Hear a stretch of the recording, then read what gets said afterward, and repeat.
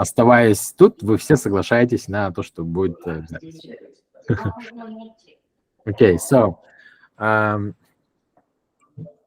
a marketer specializing in community design with experience working in the IT and gaming industries. EdHuman is a project centered around individuals and their needs. We aim to provide education and enlightenment while bringing people together in communities. We believe that through collaboration and doing something together, solidarity, we can pave the way for overall prosperity of everyone. So, and today we're joined by two incredible individuals, both great minds and wonderful, beautiful people, human beings. My friends MK Ann and Nilesh Kumar. So, MK Ann is a writer and a professor of literature. Her writing has been published in Fence, Korean Anthology of Korean African Fiction, Noon Annual, and has won awards from the Jerome Foundation, the MK Knight Foundation, and the Love Literature Center. She has also made films that have been screened internationally, currently based in Seoul, Korea, and she teaches at Ewha Women's University. Nilesh Kumar is from England, of Gujarati Indian background, and he's based in Seoul also. But now he's in Ireland. He's a film curator and co-founder of the Seoul-based underground movable cinema, Stake Film, and Stake Cinema. His work has been included in the Venice Architecture Biennale 2018, Cinema Galleries in Brussels, Soho House, Mumbai, Perpetual Spring in MMCA Seoul, and the Canadian Film Centre. In 2023, he's creating an exhibition in Europe to celebrate the 20th anniversary of Oldboy, a movie by Park Chan-wook, 2003, and giving a presentation on the film at Film House Caviar in Amsterdam. Nilesh believes in digging deeper, enjoying the process, and making culture accessible to a range of people. So, we can start our panel discussion. And first, maybe we should talk about what? Of Ocean Vuong himself. Maybe one of you, MK, you would, do the introduction and let us know about this writer, author.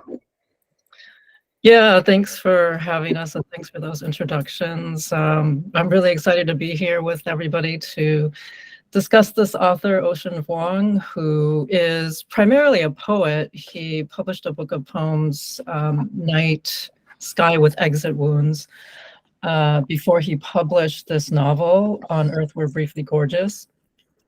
And it was published in 2019. And I guess Nilesh and I kind of chose this because it's just an incredibly written novel, and there's a lot of things that we can talk about, and it just seems to be very current in terms of a lot of social issues that people are experiencing globally, and it's not an easy read. And yet it has this really wide, greater reach into the mainstream. It is a best-selling book. So,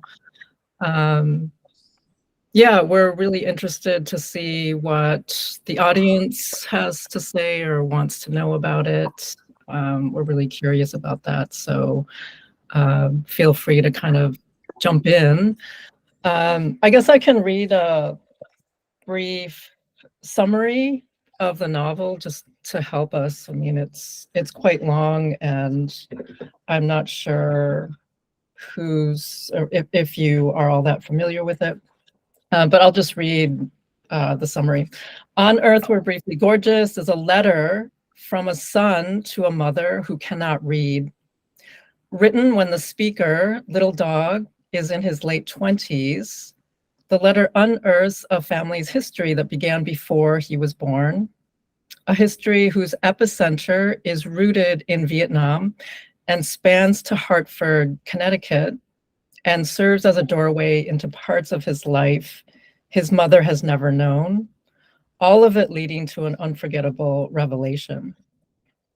At once a witness to the fraught yet undeniable love between a single mother and her son, On Earth We're Briefly Gorgeous is also a brutally honest exploration of race, class, and masculinity, asking questions central to our American moment, immersed as we are in addiction, violence, and trauma, but undergirded by compassion and tenderness. It is as much about the power of telling one's own story as it is about the obliterating silence of not being heard.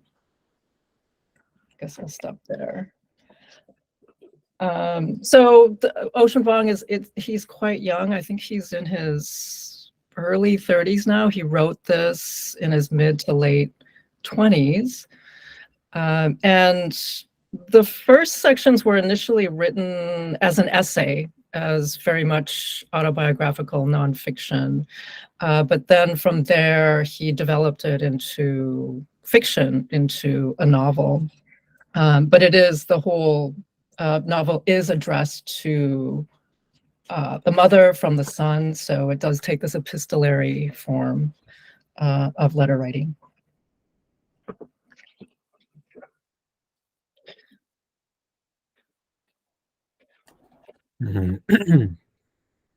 So maybe we should ask the audience if anyone familiar with his works. No. No.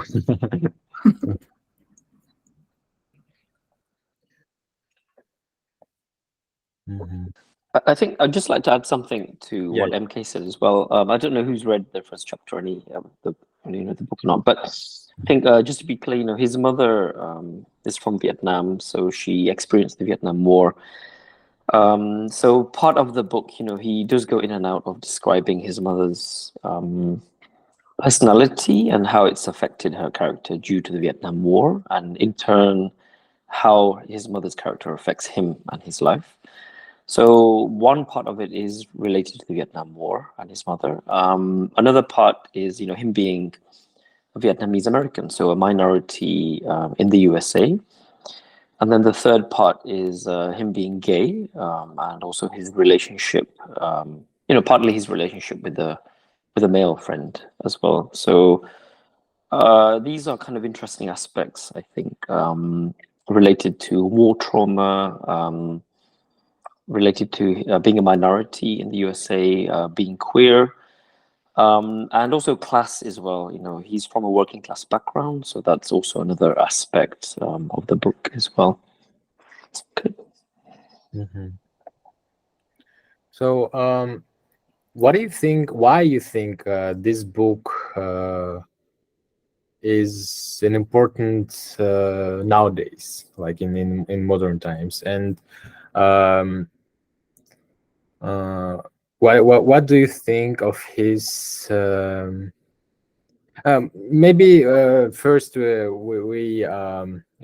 let's talk about his impact as a writer to the audience, and why we should know about him, and how his influence is how he's influencing the world right now, the literature, the authors. Yeah, I think that's one of the first questions that we asked ourselves when Nilesh and I were, discussing how we would approach this for today's discussion. And a question that we asked was, why this novel now? Like, why has this been important, and why has this been so impactful? Because honestly, when I first found it. I did find it in a bookstore in 2019, shortly after it was published, when I was in the States. And like I said before, it's not an easy read because he's primarily a poet and his writing is quite dense and it's quite metaphorical in a way that requires the reader to unpack a lot of the language. And so I love this kind of writing, but I was surprised at how mainstream it became and how it became a bestseller in that way.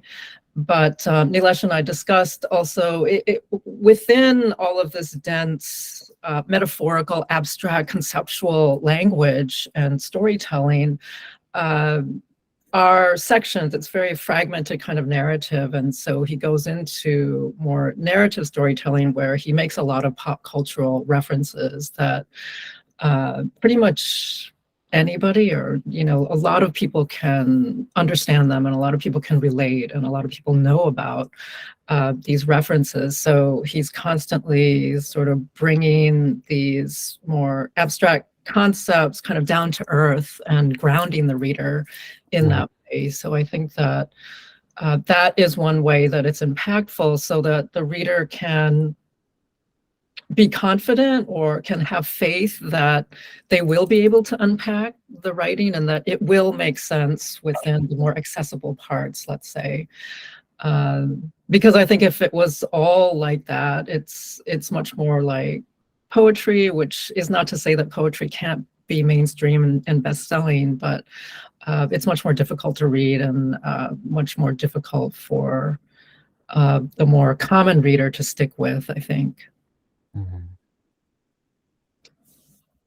Yeah, and just to add on to what MK said, MK mentioned about the readers being able to connect to the book through references to popular culture. And an example of the references to popular culture in the book, there are certain descriptions where he will describe that he's about to drink a Coca-Cola, So, people can relate to Coca-Cola. It's an international drink. There's another reference in the book a couple of times about 9/11. So that was a huge international thing in the news. So these are two examples of things in popular culture that people can relate to, and even on a subconscious level connect to their own lives. So it makes it more, the book becomes more relatable. Thank you. So yeah. And yeah, I'll just add on to that. I think that also its appeal in terms of immigrant American literature or ethnic minority American literature as to where it stands now, I think that Ocean Vuong is taking it to another level and kind of going beyond the immigrant narrative that we've been seeing for many, many years, decades. And I think the way that he's doing that is through his use of language and through his mastery of language and mastery of using metaphor and abstract language in a way that we haven't seen before. Like I said, it's very dense, and I think that he's using the metaphorical language actually to kind of turn things that maybe other immigrant writers have used on its head and kind of take it in his own direction. I don't know, maybe we could look at the example of the monster reference as an example of what I'm talking about. I think it was later, like, here. Okay. He, like I said, it's very fragmented kind of narrative. So he brings up these keywords or these ideas or these themes. And one of the themes in the first section is this idea of monster, because we learn about the Vietnam War and the effects of the war on his mother and his family, and how those effects were then passed down to him from his mother. Through mostly what we learn in the first sections through physical abuse. And so this is when they're in the kitchen together. I'll just read through this. The time, while pruning a basket of green beans over the sink, you said out of nowhere, "I'm not a monster, I'm a mother." "You're not a monster," I said, but I lied. What I really wanted to say was that a monster is not such a terrible thing to be. From the Latin root monstrum, a divine messenger of catastrophe, then adapted by the Old French to mean an animal of myriad origins, centaur, griffin, satyr. To be a monster is to be a hybrid signal, a lighthouse, both shelter and warning at once. So here his mother is referencing these episodes of abuse that she's inflicted on him as a child, and she's beginning to realize the impact on him as a 6-year-old, 7-year-old, 8-year-old. But I think that what Ocean Vuong is trying to do here is take something that is commonly thought to be very negative connotation, like monster, and he's trying to grapple with that, and he's trying to redefine that with the help of these references, right? But to redefine it in a way that he can begin to understand his mother and understand the abuse that has happened. And so this is a way in which I think he's kind of turning things on its head and not sort of wallowing in the suffering or the trauma or the abuse, but he's trying to find something productive, perhaps, in it, something beneficial. Yeah, just to add to that, I think with what MK said, his approach throughout the book, nothing is ever black and white. There's never really a truly wrong or a truly right thing in the book. There's a lot of complexity. He's approaching life and his perspective on life through complexity and really looking at the gray areas of life. So yeah, he was physically abused as a child by his mother. And we can look at it in a very black and white way. It's wrong, etc. But he's trying to look at more the levels of that, and that's also part of the beauty of the book, which, as readers, makes us question, ourselves about our own experiences as children and also adults as well.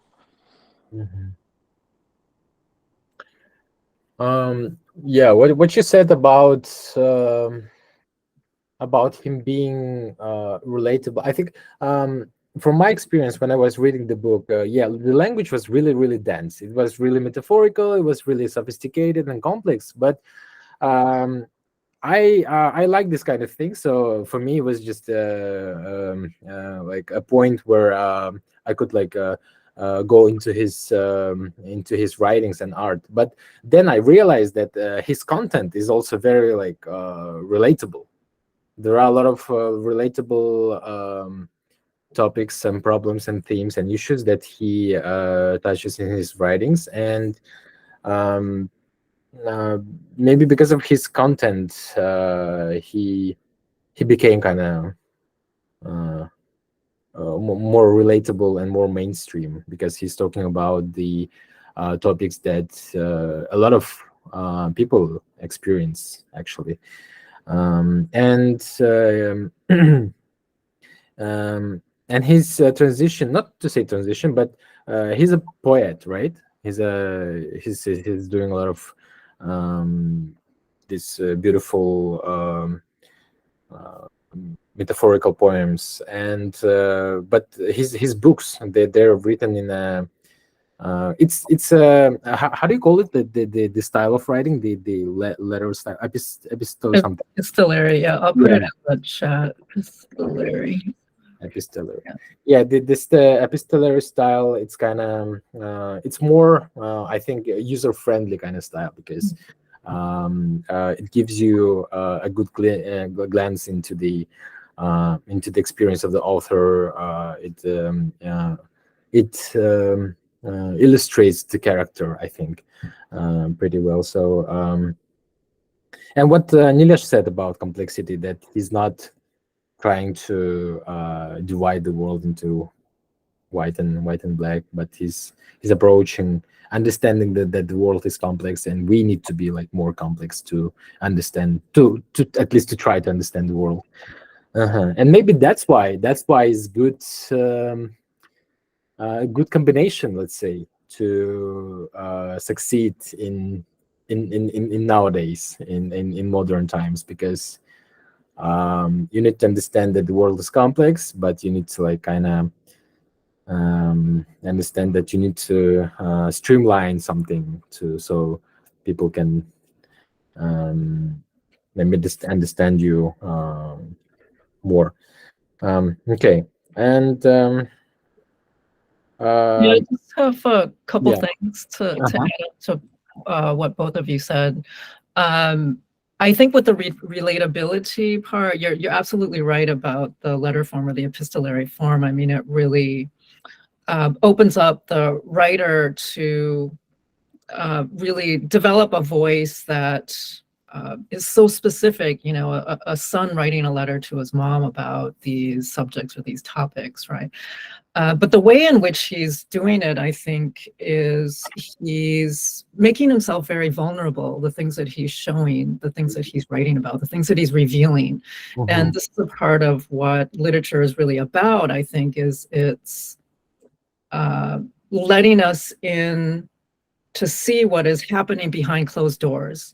The things that people really never reveal or they never talk about, especially in terms of what goes on with family dynamics. And so we have this very intimate exchange between a son and his mother. And so that for a reader usually draws us in, and we can become engaged pretty easily because somebody else is making themselves vulnerable, and we become very curious about that. And we want to learn something from his life. We want to learn something from his experience and from his mother-son dynamic, let's say. So that makes it more relatable too. And in terms of the black and white, you know, I think that is one of the ways that he's trying to push beyond what well, I mean, writers have been doing this for a while, but, you know, to go beyond the binary oppositions of black and white, and to really begin to deconstruct things, to reveal more of the spectrum, more of the subtleties and the gray areas between those binary oppositions, right? And the way in which he does that, I think, is to address like all of these different sections of his identity. So we have a quite broad intersectionality that he's revealing, or that he's presenting to us in terms of his class. We learn a lot about that through all of these cultural references and the historical references. So we have the race and ethnicity also, them being, you know, forced to immigrate from Vietnam to the US, to Connecticut. And then the gender sexuality, which it goes on into in the later sections of the novel as well. And so to understand somebody's identity in these ways, I think that he really begins to deconstruct it to a point where he's so raw in the way that he's writing about himself and the way that he's expressing the things that he's revealing. And he's doing it rather in a not self-conscious way as well. So I think that gives the reader a more intimate feeling and a more confident feeling too in the narrator as being maybe more reliable in that way.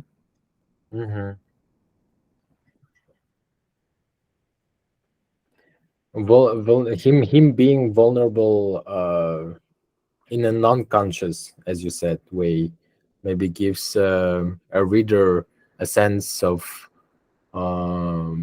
more empathy. I don't know, like usually when you feel like more empathy to a person when you understand that they're being vulnerable just because because they don't want to be vulnerable, but there is no any other way to be for them. I don't know. Yeah. Yeah. And I mean, that's the main goal of literature. I mean, empathy is really the superstar of literature, I think, and that's really the goal of most writers, whether it's a really conscious or purposeful with the writer or not, is to evoke an emotional appeal from your reader, from the audience. You want your reader to feel something, and to feel something rather strong while they're reading. Otherwise, you know, they're not engaged. They're not as interested or curious. Interesting. About this also, when I was first reading his poems and his novels, Sorry. yeah, because I'm not a like native speaker, and I don't maybe see all the layers of language and all the like references and intertextual like things, but my first impression of his work was that I thought that he's very dramatic and very like, and almost kind of like pretentious, but after that, after I got engaged more in his content, in his in the topics, in his narrative, I understood that I understood this vulnerability thing.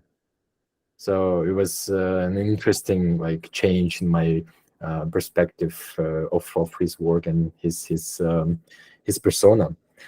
I'm what and also you can you please tell us both of you, can you please tell us, MK, you previously said that he changed this immigrant narrative that used to that he reimagined it, brought it to a new level. And what do you mean by that? Maybe you can give us some like examples, and also what also he reimagined in that sense.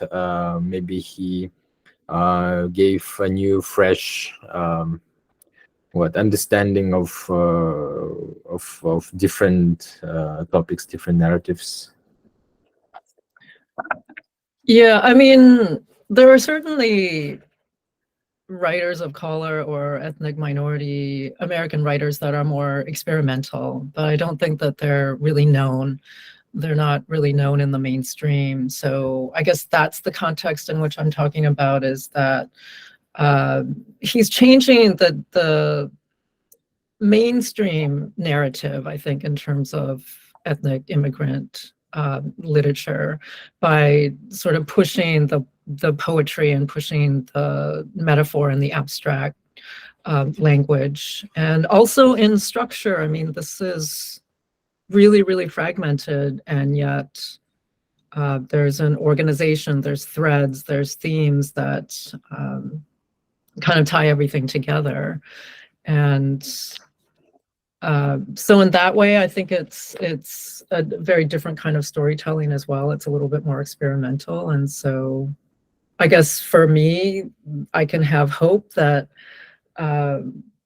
this kind of storytelling, narrative storytelling is developing in a positive way, because I think this kind of change is always welcome in that way. Like we talked briefly about before, I see it as sort of a trend, and Ocean Vuong is really coming from or influenced by other writers and other African-American writers like Jacqueline Woodson, who wrote Another Brooklyn in 2016. I'll just put some of these titles in the chat.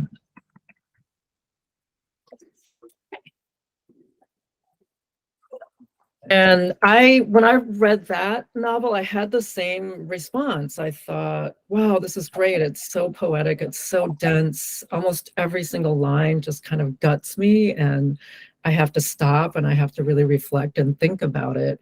And so it is more of a minimal novel in that way, and it has the same density of language, I think, that this novel has. And yeah, it was really successful in the mainstream. It became a bestseller as well. And so I was really pleasantly surprised by that as well. And Ocean Vuong has stated her, Jacqueline Woodson, as you know, a strong influence and a writer who gave him permission to write this way.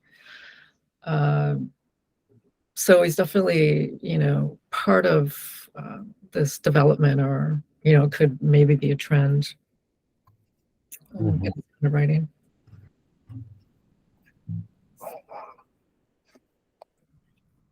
And Nilesh, maybe you have something to add to.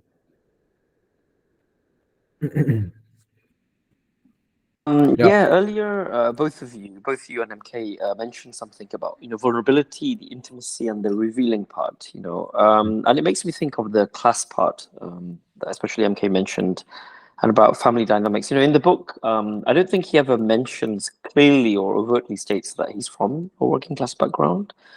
However, he gives examples which give us a deeper insight, you know, into his family life, his background. For example, his mother, every Saturday, she enjoys going to the mall with her son. But before going to the mall, you know, she spends at least 1 hour putting on makeup, wearing her favorite dress, wearing her favorite shoes. She puts on hair gel on Ocean Vuong so he looks better. And, you know, they go to the mall. And, you know, often when people go to the mall, they spend money on clothes and food, etc. But it's not the case with Ocean Vuong and his mother, because they lack money.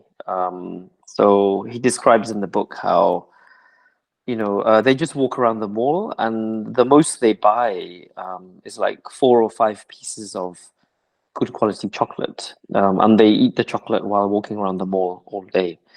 So, you know, that's an example of you know, a certain intimacy and a revealing nature of his working class background into his family dynamics as well. Another second example is she, you know, she hits him as she used to, the physical abuse part, and then after one moment, she felt guilty, so she decides to treat him to a McDonald's meal, you know, instead of maybe a more expensive restaurant, you know. So these are a couple of examples of how we gain. MK had mentioned earlier, you know, about kind of gaining an intimacy, a revealing nature into the family dynamics, which is something very private, very personal.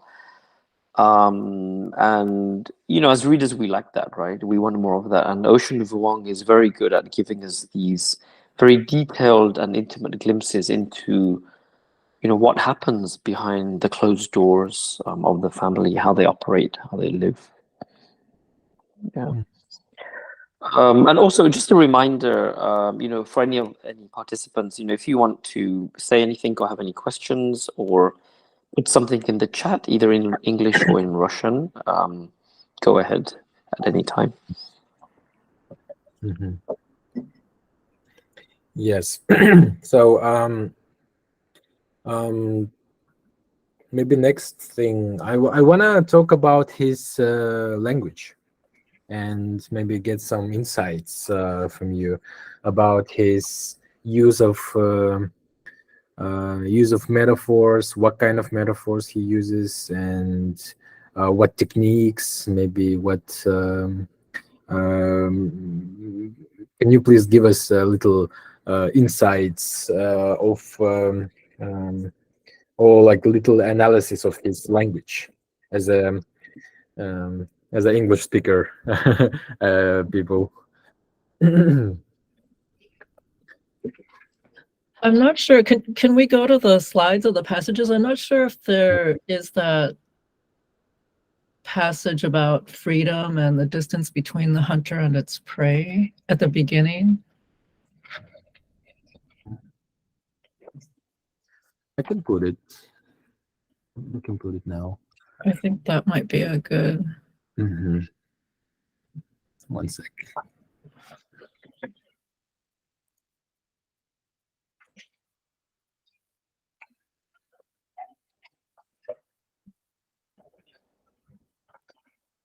Do you remember the number of the passage? Let me. I can also check right now. I do have it. I think we can just put it into the chat. Okay, I can just copy and paste it then here. Let's see. Well, I'll do the whole thing. Okay.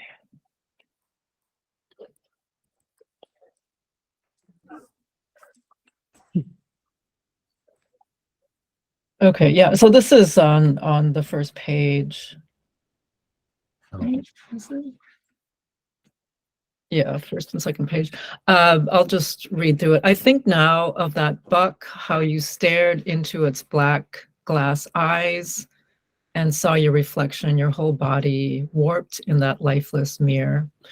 How it was not the grotesque mounting of a decapitated animal that shook you, but that the taxidermy embodied a death that won't finish, a death that keeps dying as we walk past it to relieve ourselves. I am writing because they told me to never start a sentence with because, but I wasn't trying to make a sentence. I was trying to break free, because I didn't get the rest of that.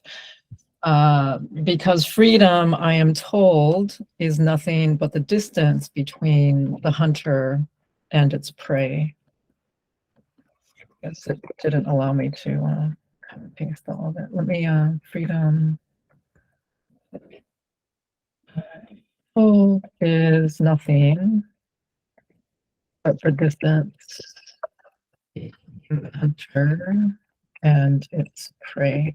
I'm just typing that in because it's pretty important, I think, to this passage. Okay. Mhm.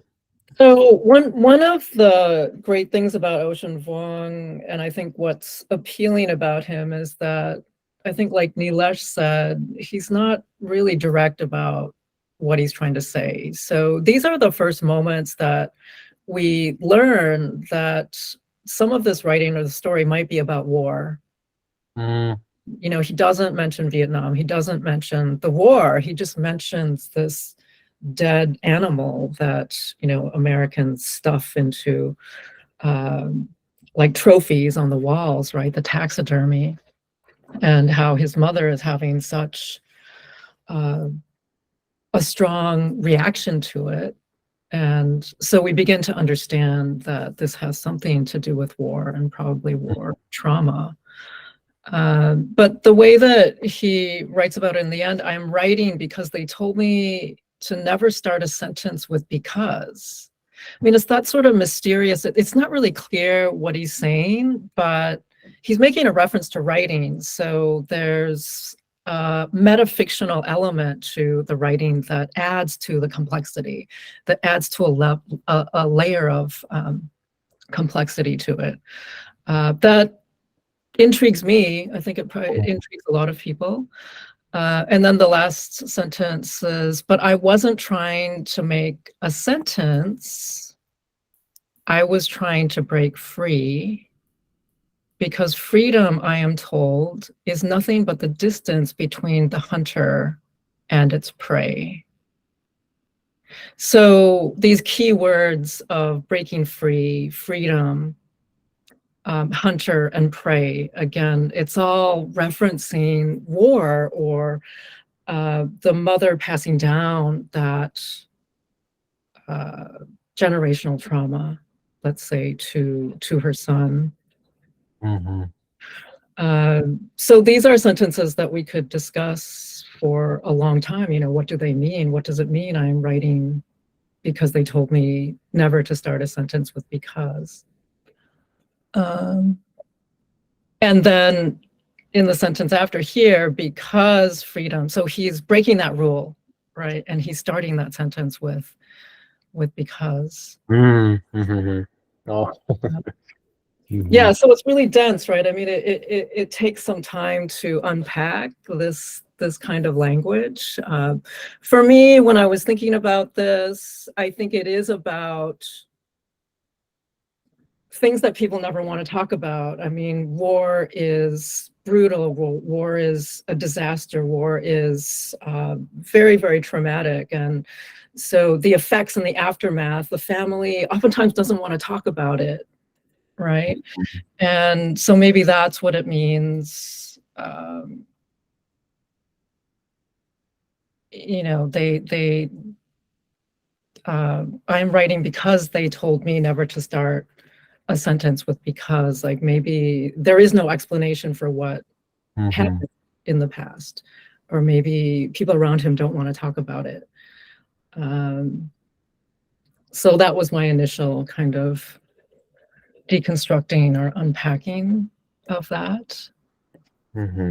But he's trying to figure it out, right? He's trying to break free from some of this trauma and from this history that he doesn't really fully understand, but he sees the disastrous effects that it's had on his family, especially his mother. And is it at the last sentence when he's saying that the freedom is nothing but the distance between the hunter and the prey? Is he trying to say that there is no way to break free because the freedom is just a distance and there's always going to be a hunter and its prey? Or yeah, I think so. So I think it's such a different perspective, right? And when we begin to understand that it's a perspective that comes from comes out of the disaster of war, comes out of the trauma of war, we can begin to understand that. But when I was going through this again, I did find that there are some lines that he's taken from other people, and this happens to be one which I thought was intriguing, because it says this line, freedom is nothing but the distance, etc., is from Bei Dao's poem Accomplices. So he is using other references. He's citing other writers in this way. So yeah, this technique of referencing other authors, why and for what purpose he's doing that? Usually, like not only like Ocean Vuong, but maybe other authors too. Like well, yeah, I think Ocean Vuong, he's always I think he's trying to be transparent in,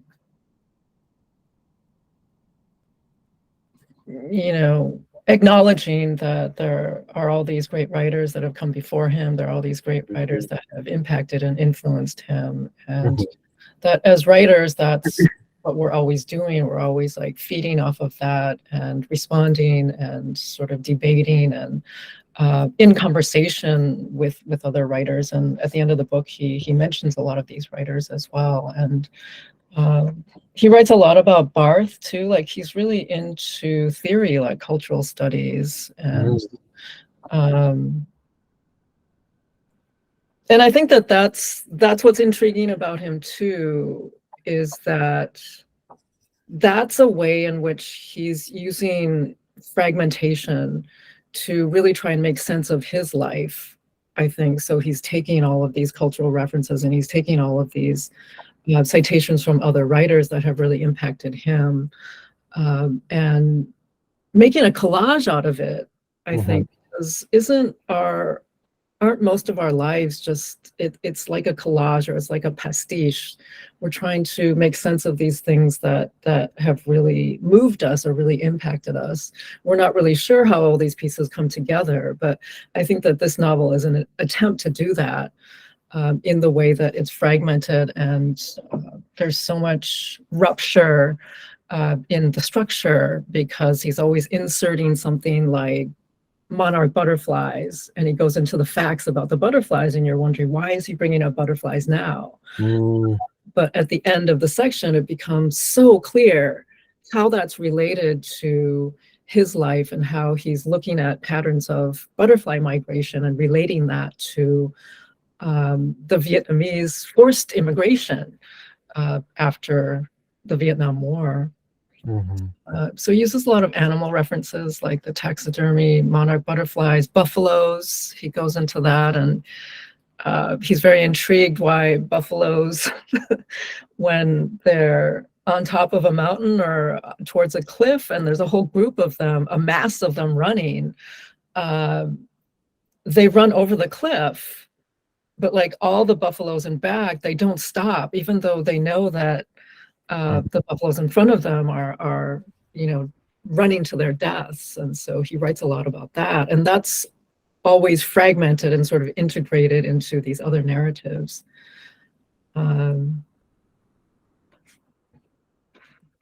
So yeah, that's another technique that he has that is interesting.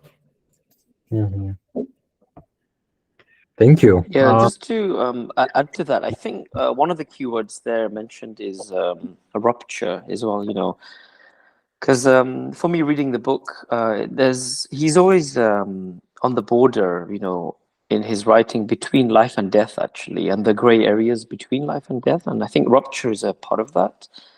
You know, in this section that MK has put in the chat, you know, he talks about the decapitated animal. I mean, the animal died a long time ago, yet it's still alive in a way because its head is put, you know, on the wall, you know. So that's an example of rupture, you know, the kind of border or the gray area between what is life, what is death.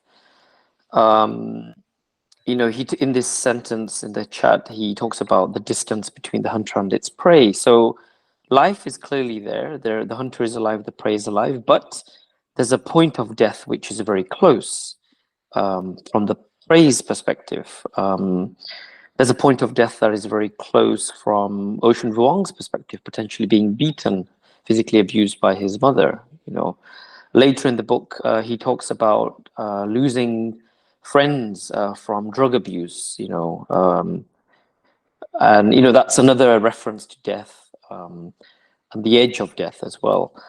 MK mentioned about the multitude of life. You know, within this book, butterfly migration, also buffaloes as well, you know. So, and regarding butterfly migration, you know, he describes in detail of them migrating from the north to the south, because it's as the, you know, the weather is warmer in the south, but in the process there will be a lot of butterflies that in the following season they will never be able to return from the south to the north. So, you know, that's an example of a whole generation that is lost. You know, they die in the process, but there are younger butterflies who will return from the south back to the north, and you know, Ocean Vuong is part of that younger generation. So coming back to this keyword of rupture and the line between life and death, these are recurring themes in the book.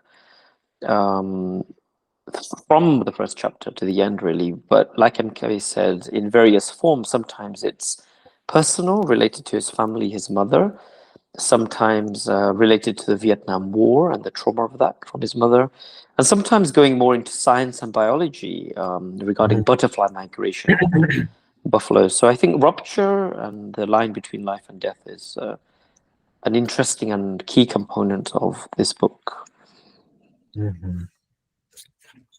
Thank you for your insights and analysis. It's really interesting to unwrap all of that. And sorry, I'd like to add one more thing before we continue, Mitch. That's okay. Yes. Yeah. So, you know, MK spoke earlier about Ocean Vuong referencing certain writers from the past. You know, so in a way, you know, he's continuing a certain lineage or legacy. He's obviously creating a new piece of writing style, but he's not forgetting the writers that came before him and the writers that inspired him. And you know, I don't know if the participants know, but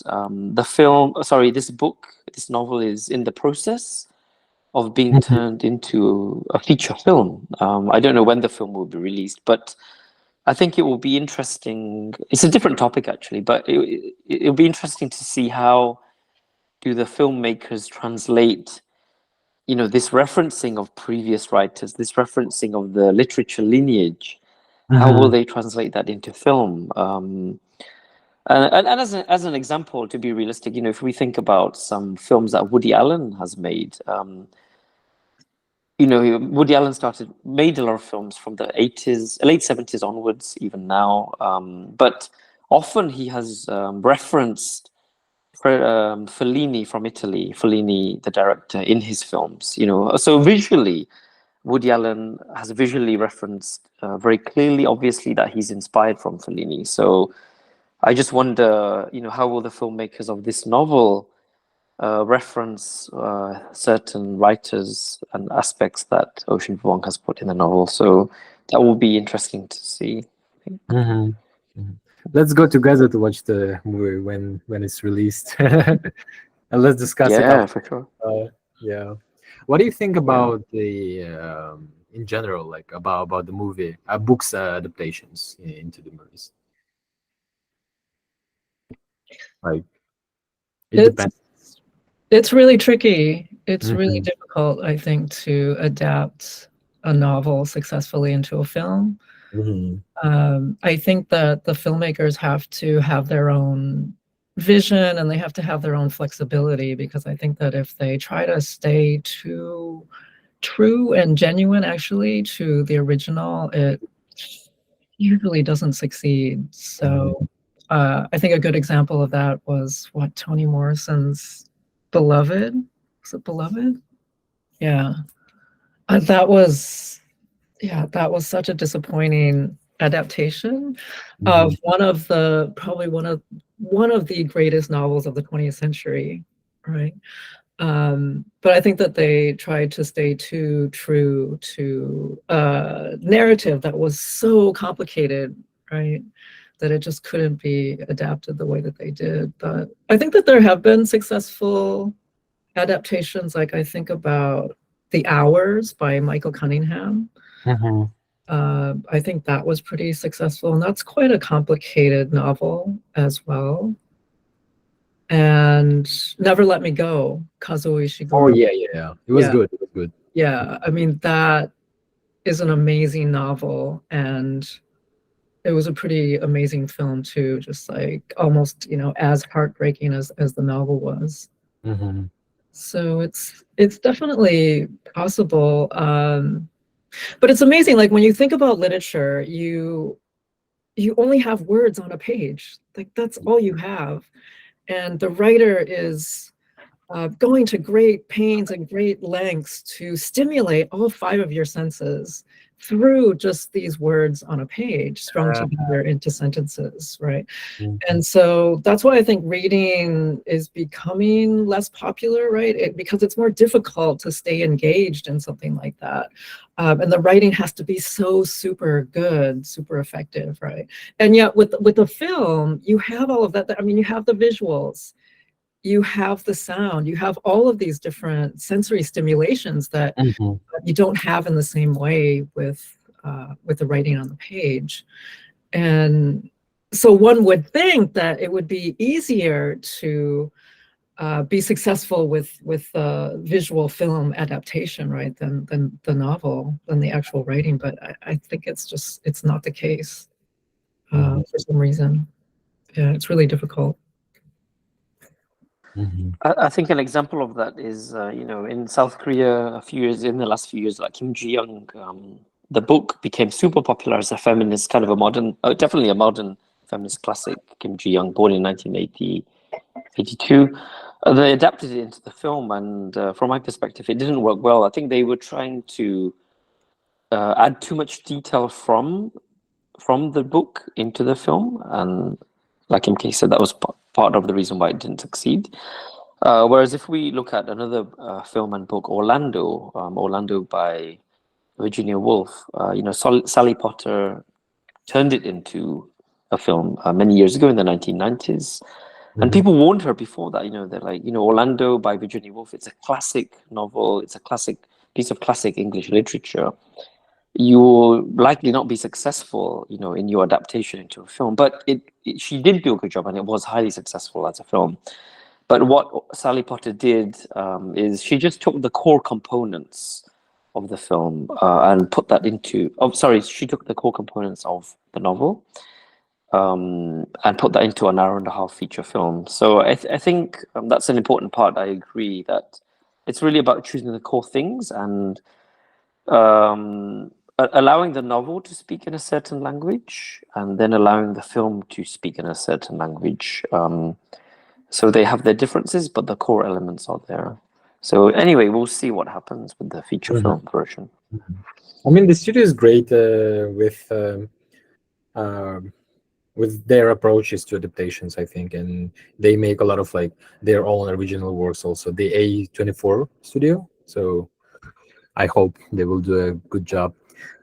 Thank you. Last thing that I want to talk about before we move to the Q&A part of our discussion, and so we talked about the his narratives, his topics. We talked about his language and his uses of metaphors, his techniques. And now I would like to ask you about his place in the whole, let's say, literature. So I feel like before, when we are talking about like this kind of representative books or authors, representative of their time and generation, before there were more books that were talking about bigger concepts, like bigger things. There were novels about the war, let's say, even like Russian classics. They're all about like big changes in a country, like war and peace and other stuff. And they were but now I feel like we have more authors, writers, and books about individual experience, and we have more immigrant authors, minority authors. And why now we have more works, more books and stories about individual experiences of an author? Why we have this race of this kind of this type of literature? Maybe you can and his place in a literature in whole, like, is my question like and understandable? Yeah. I mean, I think that it's just a reflection of literary history generally, that it began as oral storytelling, and the storytelling was more epic in nature, and it had a lot more to do with societies and communities rather than the individual, because the groups as a collective was more important and it was more focused on. But then when we moved towards the Industrial Revolution and we moved towards modernism and postmodernism, modernism was really the time when literature began to focus on human isolation and alienation. So it began to focus more on human psychology and what was going on internally with the characters rather than outside of them, with communities and societies, right? I mean, individuals are always in interaction and relation with the society, but with modernism, with Virginia Woolf and we just talked about her, she was really part of that movement and bringing narratives more to like the first person point of view rather than a third person omniscient point of view, which was what the trend of the narratives were. So moving into the 20th century and into the 21st century, I think it's just that movement is still there. And so we keep going more and more internally into human psychology, and particularly with immigrant writing. And something that's related to what Nilesh was saying too, how Ocean Vuong, he always seems to be on the edge or this precipice between life and death, given the circumstances of his life, given what his family history is, right? And so I think throughout literary history, like, you know, Ocean Vuong is really carrying on the lineage of somebody like James Baldwin, let's say, who was interested in a lot of the same topics, a lot of the same social issues, a lot of the same human psychological conflicts, let's say. And so a lot of people have wondered, well, what's next after James Baldwin, because he was such a strong writer and he seemed to leave this wide open space for a legacy, right? And so I think that Ocean Vuong in some ways is taking up that legacy. And he's doing it in a way, and we didn't really talk about this yet, but I think that with Ocean Vuong and his ability to reveal his vulnerability and reveal it in this very intimate way, I think it goes into what post-colonial writing really emphasizes as well. Because with the individual there, when we're dealing with a colonized consciousness, let's say, and many of us have different experiences, whether the countries that we live in were colonized or not, we have a colonized consciousness, meaning that we're always taught, or we internalize, that there's something inferior about us because of these different sections of our identities, right? And so those inferiorities, or those sense of inferiority, it results in this colonized consciousness, which I think results in that person being hyper aware of themselves and their physical body movements in a space in which they constantly feel threatened, whether it's conscious or not to them. Oftentimes it's an unconscious mechanism that is at work, right? And so I think that that's a part of what is so impactful about Ocean Vuong as well, is that he's so measured and careful about his writing, and he's so detailed about his own physical and emotional movements within these spaces that he doesn't feel welcome. And I think especially when he's talking about his relationship with Trevor, the way that he moves about and the way that he interacts with this working class teenager who is maybe a little bit older than him, not that much older, but there's this sense, there's this assumption that physically and emotionally or psychologically he is somehow inferior to Trevor.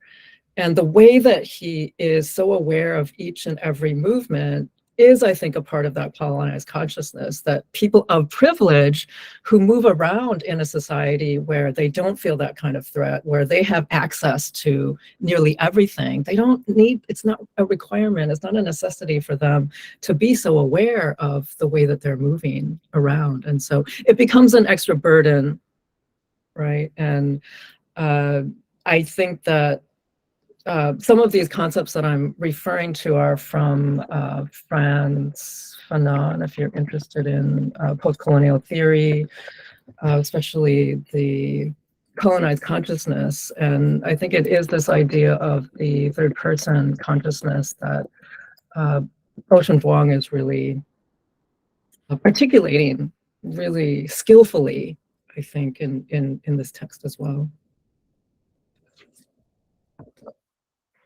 I think also, expanding this question from Mitch about, this movement towards individuality within literature, if we expand it out into, film and art, this is also a very clear movement that we see, especially in recent times.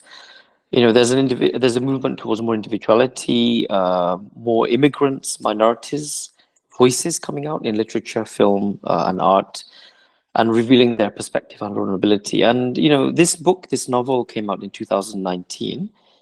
But, as an example, if we look at the Oscars from 2021, the Oscars, a lot of the winners of the Oscars were actually from non-white males. They were women who won, they were non-white people who won in the Oscars. Nomadland, was by a Chinese female.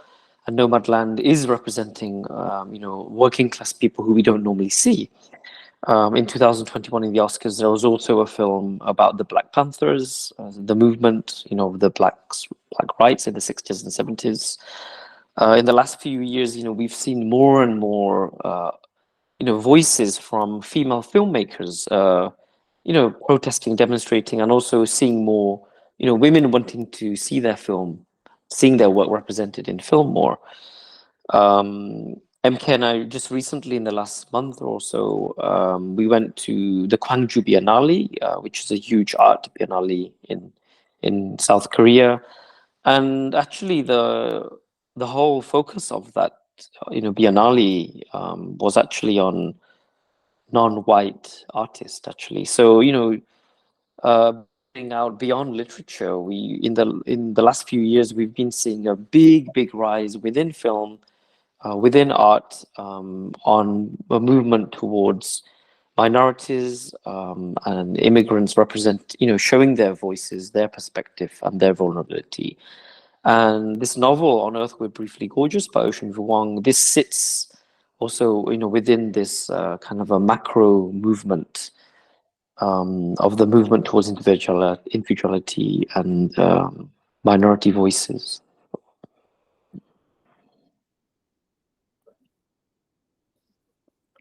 Oh, you're on mute. I've just put myself on mute now. Yeah. I was talking to Mitch. Sorry. Well, why do you think we have this movement? Why we're going towards into more individualism, let's say, in terms of literature, art, and cinema, and the experiences, and more diverse and unique experiences of people? So we're like slowly transitioning to more general questions and general topics related to our discussion. So if you have any questions, I'm talking to an audience right now. If you have any questions about more general stuff, general questions about literature, or maybe relations of literature and art and movies, you can ask your questions in our chat. We already have some questions. I'm gonna ask them after we will discuss this one.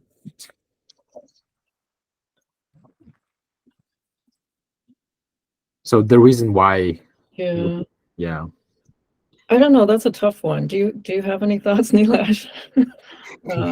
So Michil's question is like why we are seeing this movement towards more individuality and minority voices. Is that correct, Mitch? Yeah. Yes. Yeah.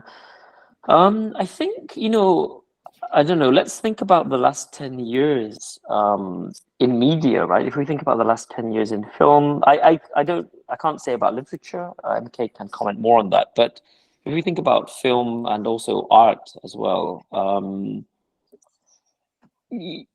let's go back to the 1980s, actually. Like in the mid 1980s, there was the female art activist called the Guerrilla Girls. I'm just typing that. I haven't spelled it correctly, but they're called the Guerrilla Girls. And, they were a New York-based female art collective that realized that actually the art world was dominated, the Western art world was dominated by white men. So they created a collective called Guerrilla Girls, where they wear gorilla masks, hide their face. And there are these women, who started challenging the white male narrative in the art world. And since then, in the Western world, at least, there have been more and more movements since the mid 80s, especially through the 90s and now, of this awareness that actually, women, women have not been equally represented in the art world and also the film world. So we've seen movements in that. Other people that have not been represented, such as LGBTQ plus people, we're seeing more and more awareness. If we think about dramas and certain films, now we have more characters who tend to be queer or non-white in the Western world. So just there's we've been seeing in the last couple of decades this questioning of like, why should there be a white dominated narrative? Why should there be a male centric narrative? These are, and why should there be a heterosexual narrative all the time? So we're really at a point where we're going deeper in literature, maybe not literature, but especially in film. And also art, like who are the voices that have not been represented? Mhm. You know, and also if you look at certain film festivals, like Cannes Film Festivals, you know, if you look at the last 10 years at least, Cannes Film Festivals, for their short films, sometimes for their feature films, you know, they've tended to feature films that are from poorer countries, you know, trying to get an insight into poorer countries and LGBTQ and women as well. So I mean, your question is why, you know, why is this happening? And I can't give an exact answer, I think, but I think the key thing is diversification, really. Um, there's um, there's a book that I read a couple of years ago called Testo Junkie. I forgot the philosopher's name. He's a Spanish philosopher, but you know, certain people, you know, they're really breaking all the accepted norms that we've had in, you know, since the 1800s in the Western world, accepted norms of accepted sexuality, accepted race, you know, the white race being seen as the dominant race, you know, since colonial times, heterosexuality being the dominant thing. You know, there's a big questioning in literature and philosophy of breaking these down and questioning them and really looking at what are the other options and varieties of sexuality we have, what are the other options and varieties of minorities do we have within our own countries, and family backgrounds and class. So all of this is being is in the process of being broken down and represented and questioned. Mhm. Thank you. That was a great answer. Mhm. MK, what about you? Yeah, there's a lot of different factors. I think when I think about literature, Mhm. literature is very different from film. And Nilesh, you might disagree with this, but I think literature generally, and we've had minority writers, we've had immigrant writers for a really long time. You know, there's a great literary history about it. And I think one reason for that, not necessarily that, you know, as many as should be published have been published, but I think in some ways the publishing industry is a little bit more progressive Mm. in the way that it's looking at what will sell. Mhm. But when we look at the form of writing and the technique of writing and what it takes to write a book, I mean, it's not easy to write a book, but you don't necessarily need money and resources to write, right? Like Ocean Vuong wrote his first book in the closet.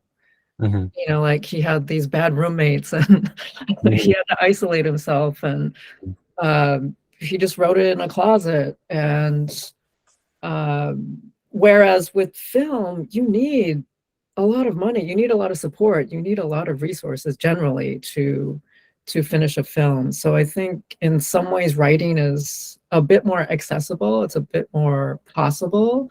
It's one reason why I chose to pursue writing versus film, because I thought it would be, you know, lower maintenance, like less high maintenance than film production, right? So but I guess what I'm trying to say is that writers like Ocean Vuong are changing the tradition of that immigrant kind of writing. And it's what you're talking about. I think it's going even deeper into the individual psyche and examining that from these predecessors like James Baldwin and Frantz Fanon, who just sort of left these huge wide open spaces on where we could take them, and people were just sort of waiting for somebody to take the reins on that and to sort of fill in those gaps. So definitely, I mean, I think that there are a lot more ethnic minority writers being published these days, but it's not like they haven't been published in the past either. Like the film industry is much different. I mean, to produce a film as an Asian American filmmaker, so difficult, so difficult, because of the audience that they perceive. You know, like people don't want to invest in something that they don't think is going to make a lot of money, and yet Asian American literature is flourishing, and it has been for a while, I think. So there are audiences for the literature, you know, but it's very different from the film industry. Thank you for the very insightful answer. Also, I'm gonna say my take on that from the perspective of maybe like communities and societies. I think yeah, like previously we were talking about the ideas more, I think, and now because we are talking about our individual experiences more. We were in a war of ideas, and now we're in a war of like personal beliefs, I think, and it also happens because of the diversification and inclusiveness and that, but it also creates a lot of it's not necessarily a good thing, I think. Because it makes people atomized, and we just becoming more and more subjective. I think on our take on the world, and that's why I think communities are really important, because as they say in sociology, or like we were having a new we're going into a new era of, we had like 300 years ago we were divided by the religions, and then we created this idea of nations, and now we're even and now we're going into like how to say, like we're going to separate even more into like little communities, new tribalism, or what something like that. And I think in this yeah, and this is what is happening, I think, and it's traces of that we can find in art, in literature, in every media. Okay, so questions. We have questions. The first question is about the book, and it was a question in Russian, so I'm gonna translate it to you. Maria asked about how his mother reacted to his book. Yeah, I think there's some interviews or readings where he talks about that. He's quite protective of his mother, interestingly. Like, he reveals all of these things. I mean, some of it's fictional, but a lot of it's based on real life, I think. But I found that he's very protective of his mother, and so because she supposedly can't read, right? So I don't know if he told her what it was about, or if he just read it to her. But the only things that I've heard him say about that is that she's really positive, and she was really proud. She passed away some years ago, so but yeah, he always seemed very positive about her response, and didn't really want to go into talking about the family abuse and how his mother might have reacted or responded to that. So I found that very interesting, and that he's very protective about that, and that's his like public persona, right? And the writing is when he feels like he can reveal some more of the private matters. Thank you. A question from Margarita. Margarita, maybe you can ask yourself if you want to do that. Like, you can turn on your microphone if you want to.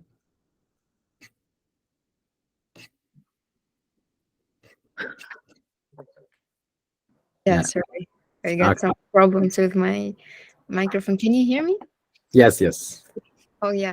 So, as I wrote in the chat, I wanted to ask about the inspirations of Ocean Vuong's, because as I mentioned, some of his poems made me think about Walt Whitman's works like Leaves of Grass, especially the poem named I Sing the Body Electric. I don't know why, but I see some similarities in the feelings, maybe just in the sense of being open. And also, I thought about Another Country of James Baldwin. Mhm. I thought maybe there are other authors that might have influenced Ocean as a writer, and I just wanted to like clarify that piece of information for myself. Yeah, he's definitely very influenced by James Baldwin. He talks about James Baldwin a lot. But interestingly enough, like in the acknowledgments of the novel, he has a whole paragraph listing some of these out. So if you don't mind, I'll just read some of them out because it's kind of interesting. He says, a deep bow to the following artists and musicians whom I've leaned on repeatedly while writing this book. James Baldwin, Roland Barthes, who he directly quotes, Charles Bradley, T. Bui, Anne Carson, Teresa Hakkyung Cha, who I think he directly references her to. And that's a lot about fragmentation and rupture and language and, living between languages and just in this kind of hybrid liminal space. Alexander Chee, Miles Davis, Joan Didion, Marguerite Duras, Thich Nhat Hanh, Whitney Houston, Kim Hae-soon, Etta James, Maxine Hong Kingston, MGMT, Frank Ocean, Frank O'Hara, Nina Simone, and C.D. Wright. I didn't read all of them, but so it's an interesting mix of people. And I can see the influences of a lot of these people as well. Some of my favorite writers are in this list. And then he said, to every Asian American artist who came before me, thank you. Mm. Yeah. I read this book recently. It's also by the Asian American author. She's a singer, actually, Michil. Oh, yeah. I haven't read that yet, but I've heard a lot about it. Crying in H Mart. Yes, she's Korean American, and this book is also about her relationships with her mother. Yeah, and I got it from my friend from US, and he got me the Great. the sign. I can lend you this book. Okay, so thank you. That was a really interesting question and a very good answer also. Any more questions? Any more questions? Okay. I have some more like easy, more easy questions to our to MK and Nilesh. So maybe while the audience is thinking, I can ask this like do the easy round of questions. So what authors have influenced you the most? Maybe a few names would be nice to hear.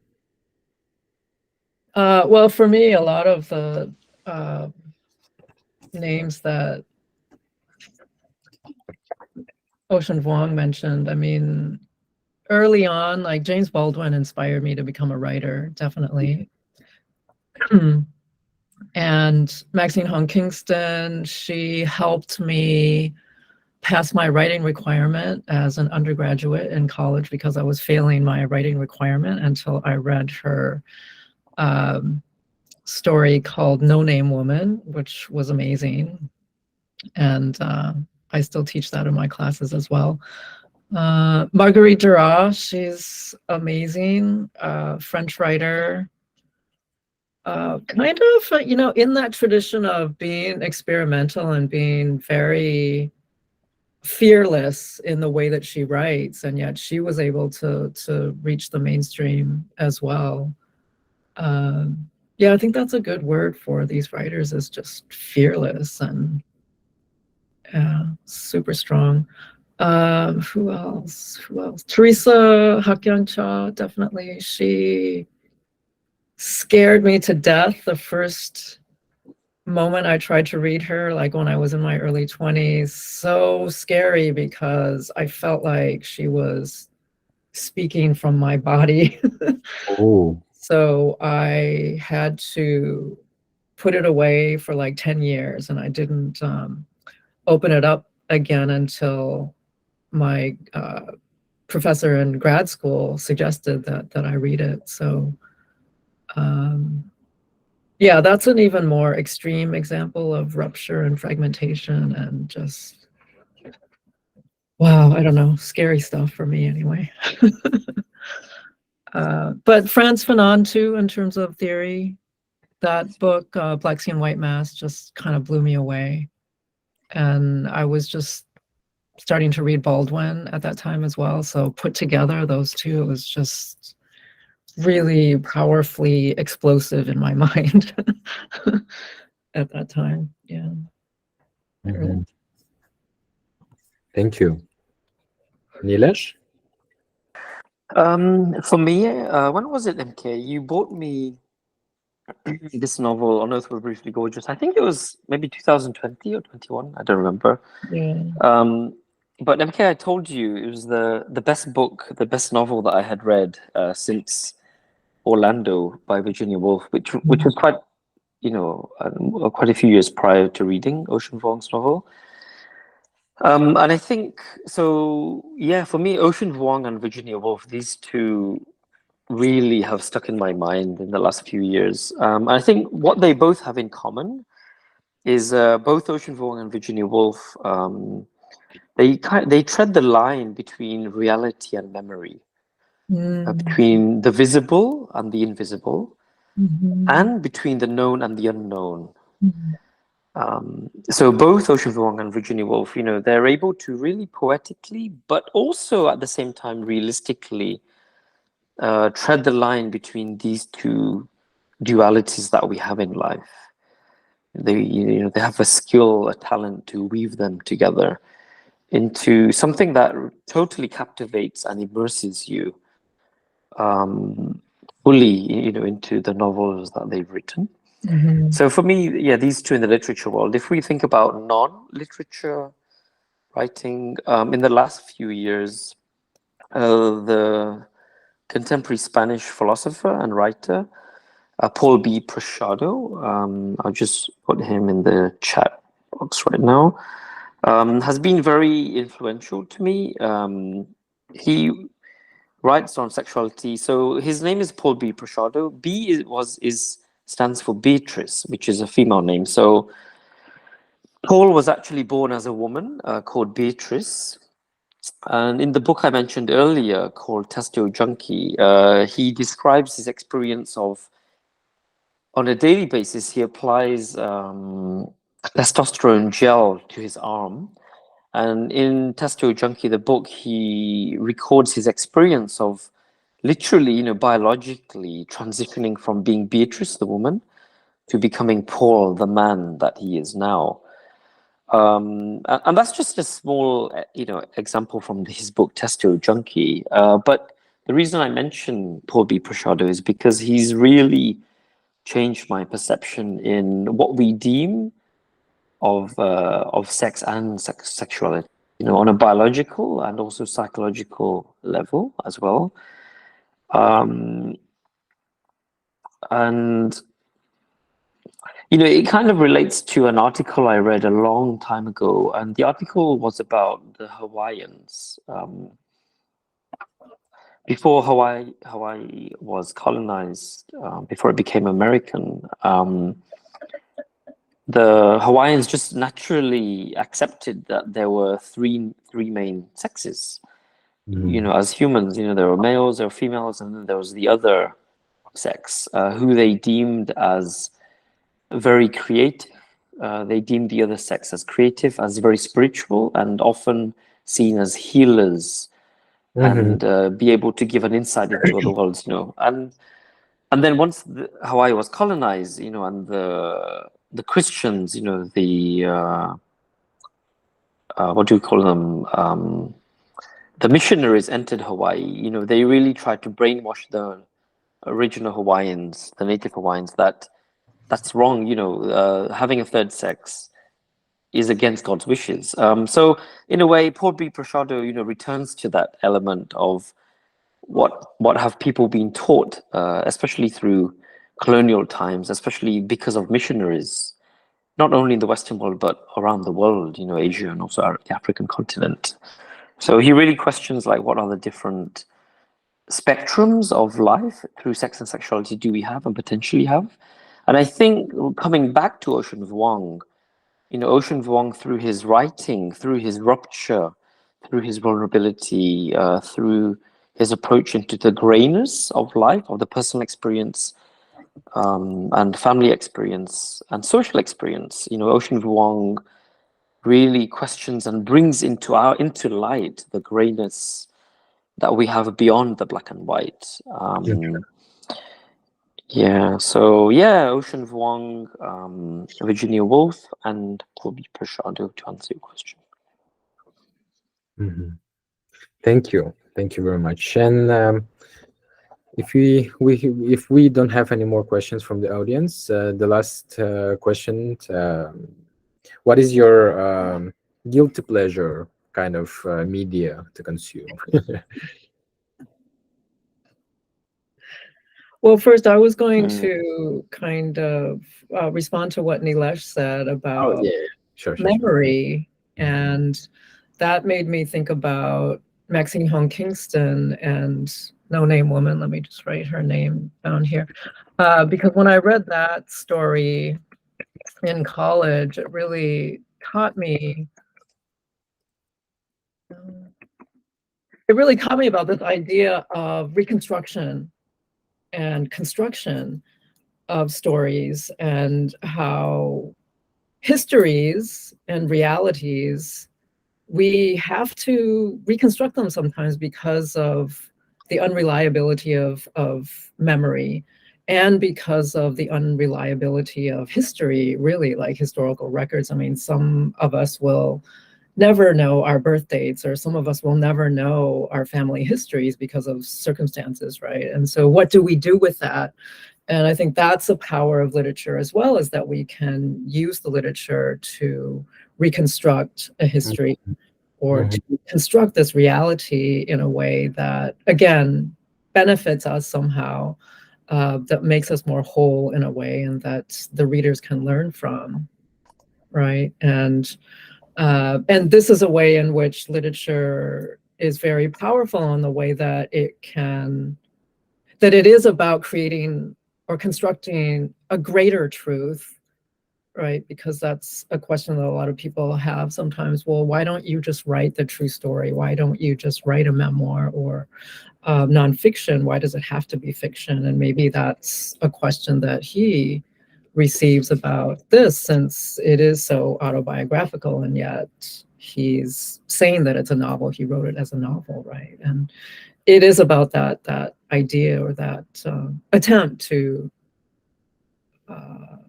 create something that is greater than the truth. So as for guilty pleasures, yeah, for me, I think because I have to read so much, it's definitely like film and TV.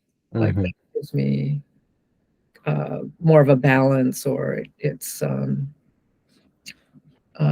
of relieving in some ways, you know, because it is much easier for me to take that kind of stuff in. Maybe mostly because, I mean, whenever I read, I mean, I'm highly analytical whenever I read, so it is, and it is part of my job as well. And though I enjoy it, it's, you know, really, really pushing my brain in all these different directions. So yeah, I like watching. I'm not. Sorry, continue, MK. Oh no, go ahead. I mean, to answer Mitch's question about guilt, I don't know if I can answer that question about guilty pleasures in terms of media, actually, because and I mean, because I work in film and also curation, I just have to, and also want to watch a lot of film, whether it's short films, documentaries, or features. So it's something I enjoy a lot, but also something I need to be updated on in terms of my work. But then, if I think about other media, such as literature or also non-fiction work writing. I mean, we're like satellites, right? As human beings, I believe we're like satellites. We absorb things, right? We read books, we watch film, we go to exhibitions, we see musicals, etc. And I think as human satellites, we absorb things. And all these things we absorb, they feed into who we are, what our character is, what our thought patterns are, the conversations we have with our family, friends, and coworkers. So in that way, things don't necessarily become a guilty pleasure. Actually, they end up, the satellite absorbs them and then recycles them into the mix that you are as an individual. The micro and the macro mix together to create a new version of that story through your mouth. Yeah. So, yeah, that's my take on that. Good. Thank you. Thank you very much. I think maybe we should do some summaries of today's discussion, and maybe your final thoughts on what we discussed. Maybe something to like what was the main insight of today's discussion?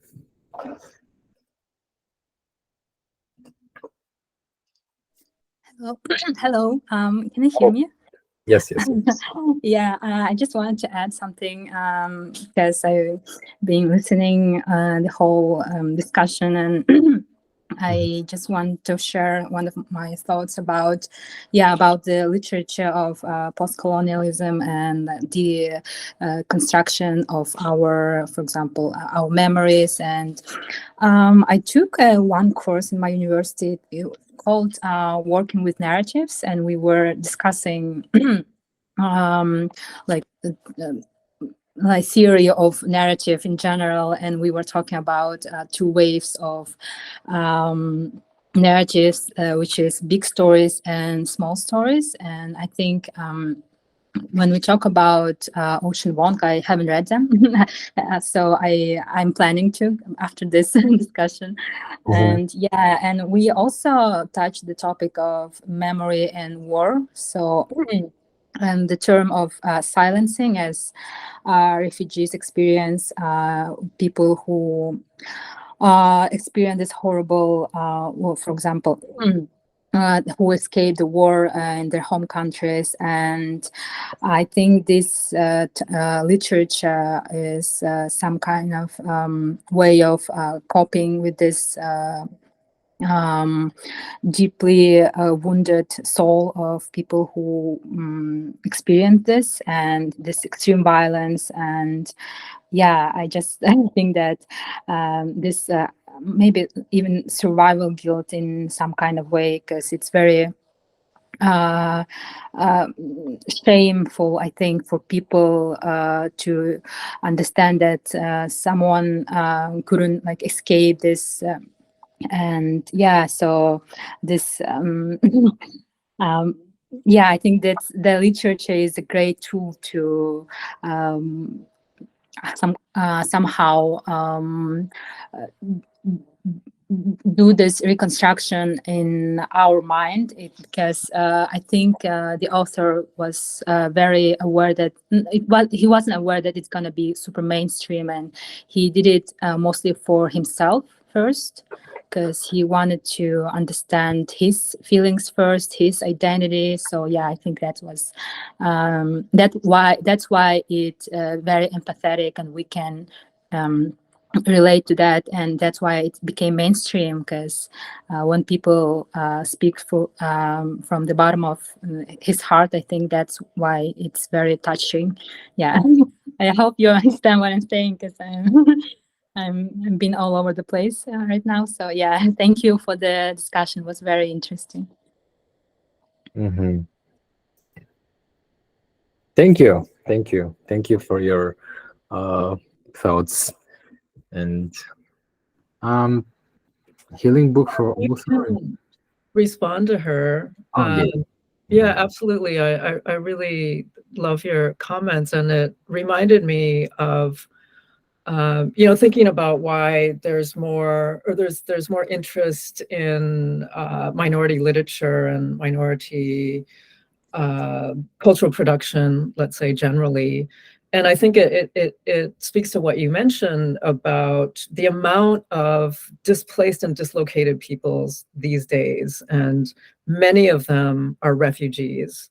And I don't know how many millions, but I think it's over like 200 million refugees worldwide these days. And so I think that because of those amounts of displaced peoples, it's almost like the conflicts that are arising because of this displacement and because of this forced immigration and the forced interaction of all these different groups of people. It is forcing these issues, and I think perhaps people in the publishing industry see literature and writing as a way of problem solving, or at least exploring the issues in a way that can lead eventually to some healing, like one of you mentioned in the chat, right?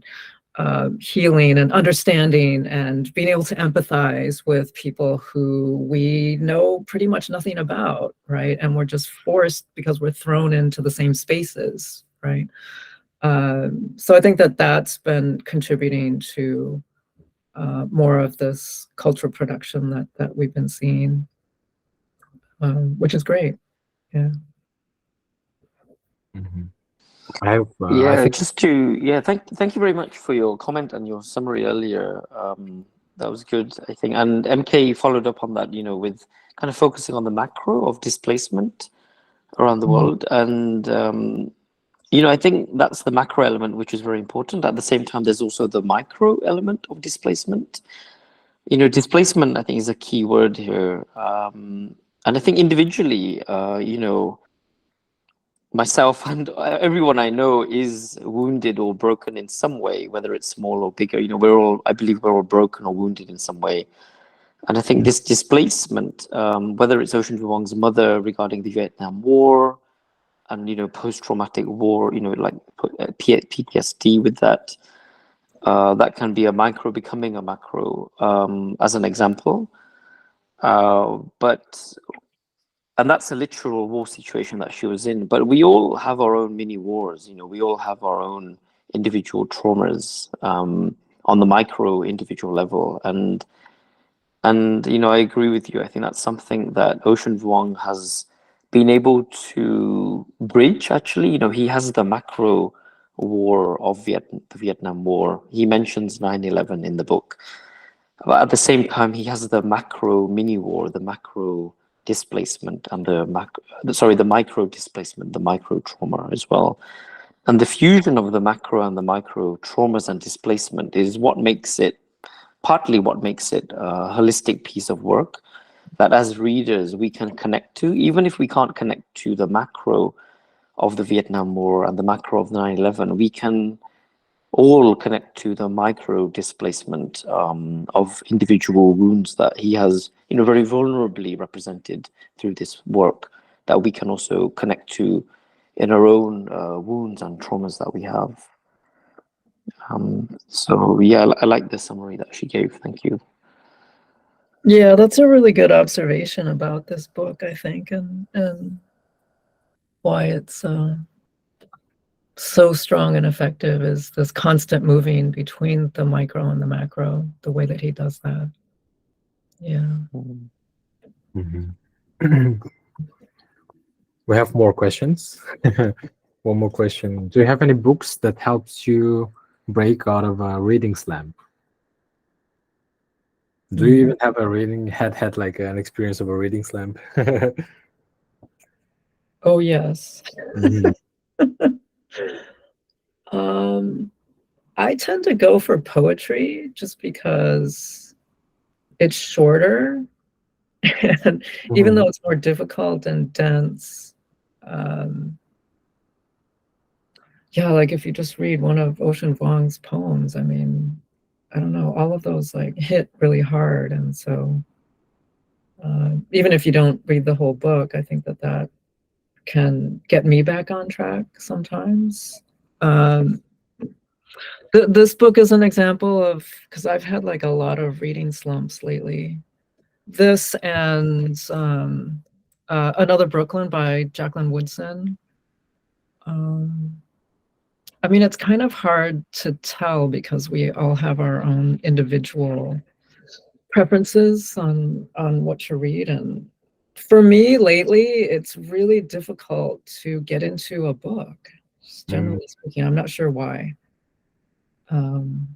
It's just been really hard for me to find novels in particular that I can really engage with.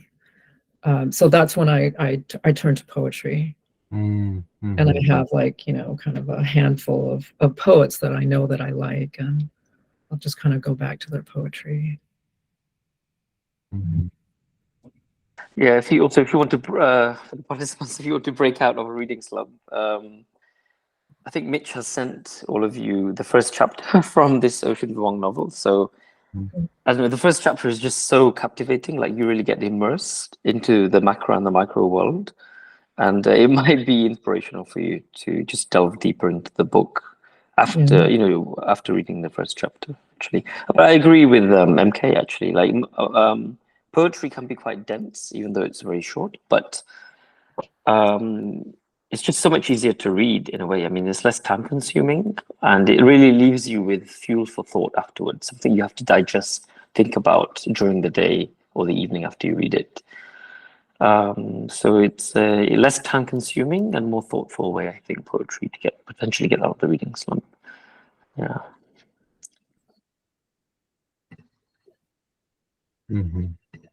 Frederick Beckman's any book. Okay, so it's almost the time. We've been discussing for almost 2 hours now. So maybe we should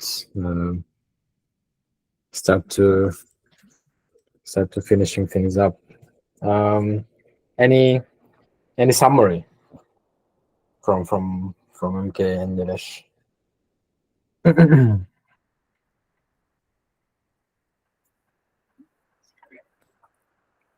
I'm bad at summarizing.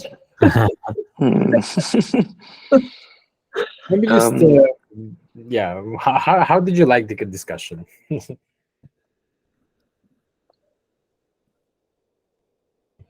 You're asking us how we liked it? Yes.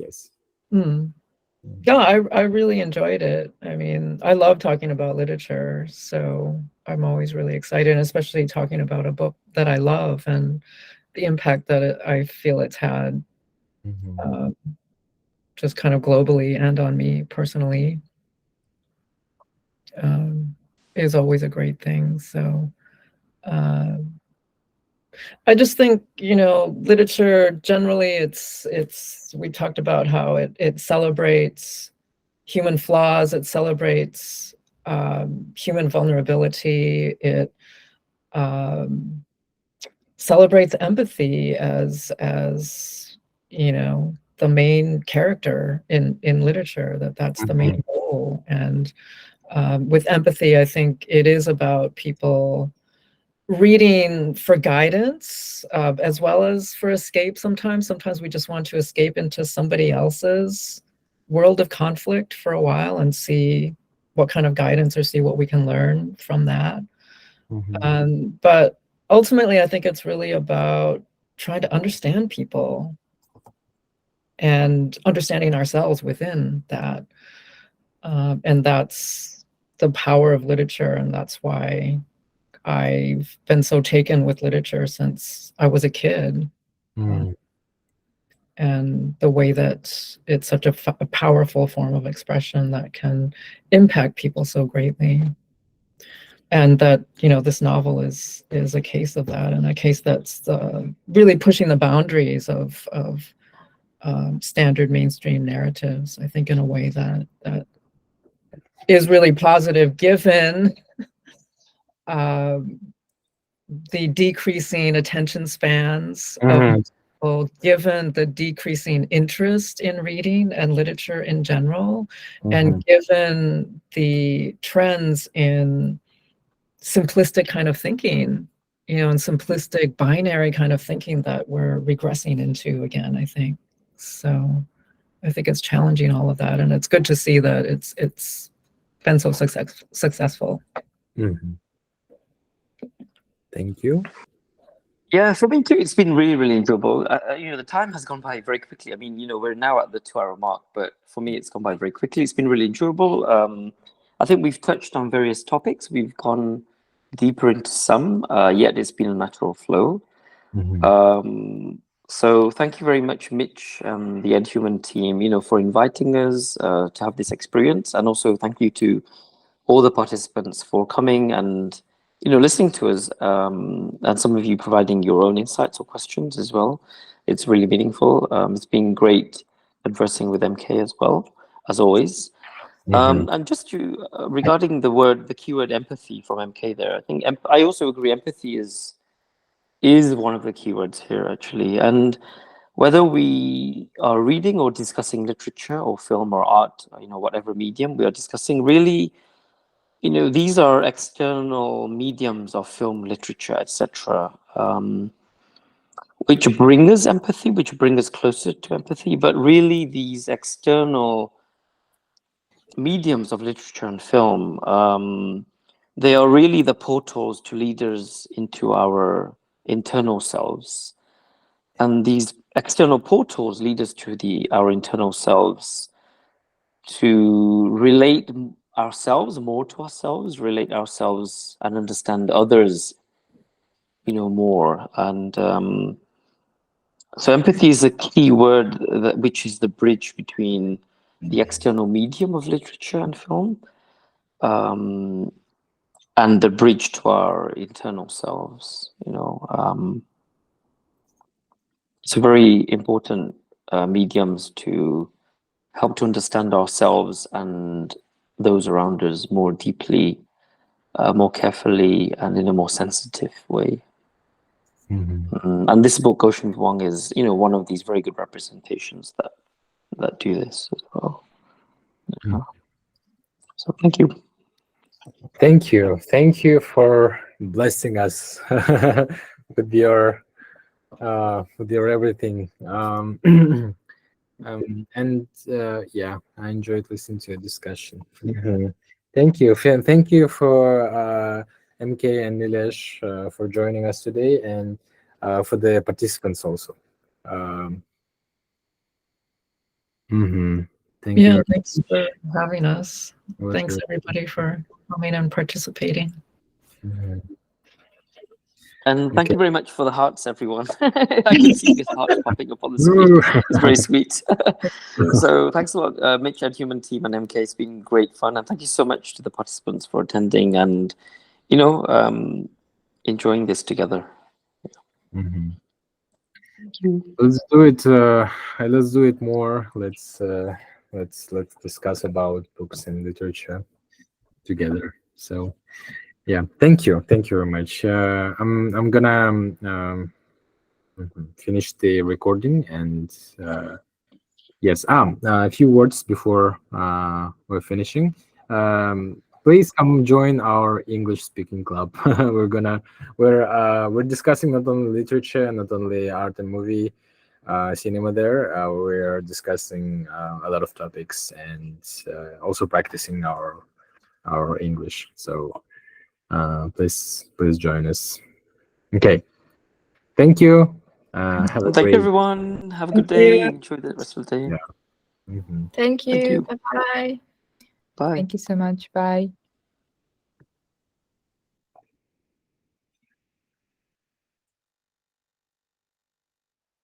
Mm.